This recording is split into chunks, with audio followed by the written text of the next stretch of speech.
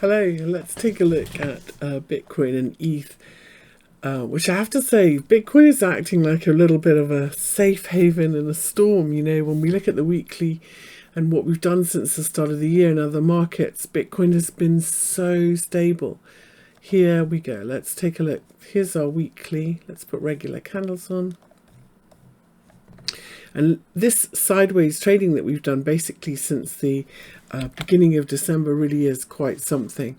Now, when I look at this weekly chart, I kind of go, here we are sideways at this big 50% level, 42,200. That's if we look at the daily, you know, and if we look at the monthly, sorry, for the month, that's exactly where we close. Like, this is a real nothing's going on market sideways consolidation phase that we're in.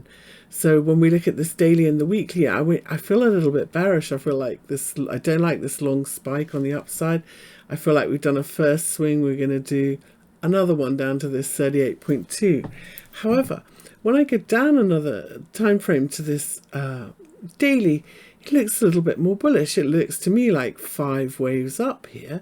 And so 3 waves back and then holding this 50% in the middle potentially is a little bit bullish. And then, you know, we could argue that maybe we're making a little inverted head and shoulders pattern here ahead of non-farm payrolls tomorrow.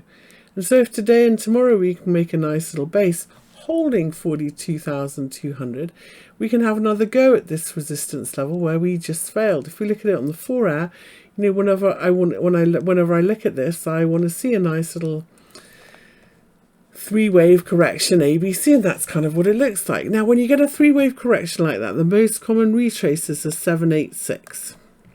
Now, isn't that funny? Because 786 then is right up here at 43,400.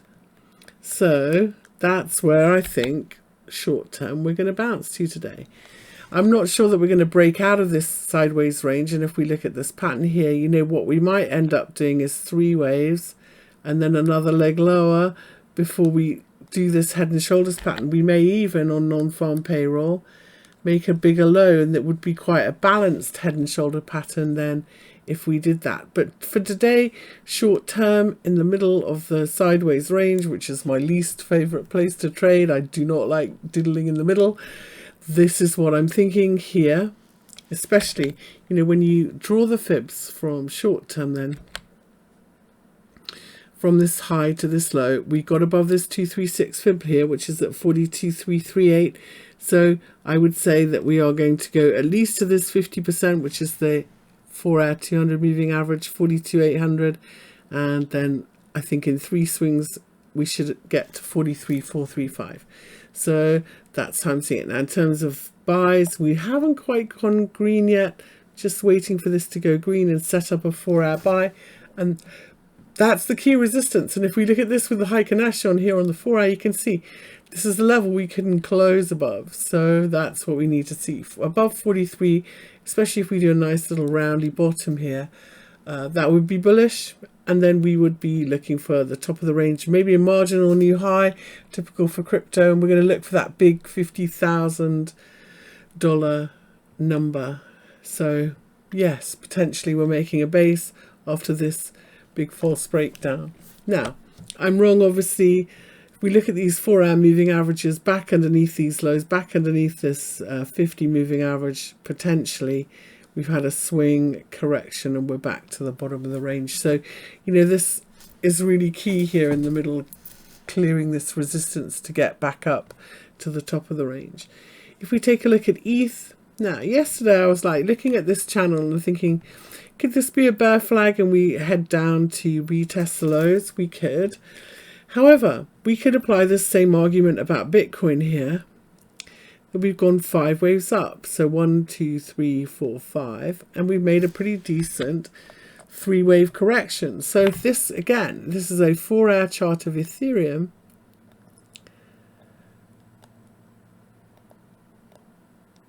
and we have bounced from the low, and we are just clearing above this 61.8 level, which is at 2280. We look at this on the hourly, holding above this level means, again, just like Bitcoin, we're going to look for that 50%, 786, and so on. And if we look at this on an hourly, it's holding back above this hourly 200 moving average after a back test pretty nicely. So 23,059 then, that's the 786 here in ETH. That's what I want to see this hold above. And then everything's having a nice bounce. Let's see if it can continue. Now, run request to look at P's, which has had a horrible pullback. So if we look at P-Pods against P-Pods DAI stablecoin, yes, we have had a nasty bearish reversal. Now, I'm going to put fibs all the way from this low to this high. These fibs are validated because we had a nice reaction at this 236 fib, and now that we're underneath this 38.2, it's resistance. So I'm pretty much expecting it to continue to this 50% retrace level. When I look at it on the 4-hour, because I haven't got many high time frame moving averages, there's a lot to argue for this 50% level. We've got the 4-hour 200 moving average, we've got this previous double bottom and this previous swing high. And so that comes in at 5.81. So I think that we are likely to head there. And if we look at this swing that we're in, that would be 1, 2, 3 was sideways and 5. That's therefore a little bit further to drop before I think we could see a bounce. And you know my theory, if we can bounce from this 50% level and we get back above, so the resistance then becomes this previous swing low, 7.18, right?